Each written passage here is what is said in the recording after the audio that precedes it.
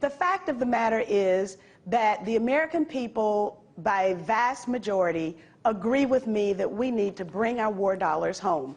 The United States Conference of Mayors has said the same thing, that the war dollars need to rebuild U.S.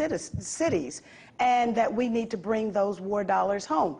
I cannot reiterate more the need for us to rebuild our cities so that we don't have Gary, Indiana's replicated across the American landscape. That is the situation. If you go to Gary, Indiana, Detroit, Michigan, you go to Benton Harbor. I just came from Newburgh, New York, where the people are languishing and government is not servicing their needs. People everywhere I stop are asking for health care. Something as simple as providing the means to live a quality of life. That is one of the responsibilities of government, not to go out across the world and rattle sabers at other countries and then also deal in the death and destruction that is engaged in war.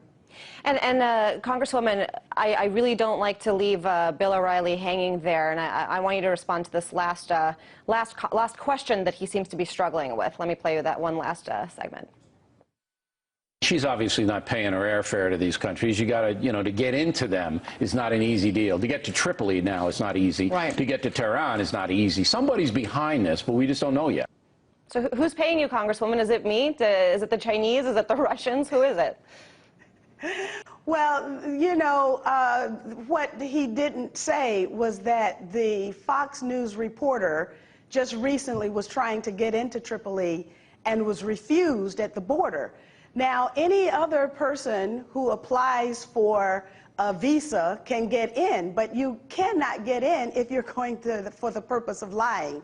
And of course, so whatever it is that they want to say, Fox News can say whatever they want to say. They are even losing their own credibility, even with the American people. Their viewership is falling.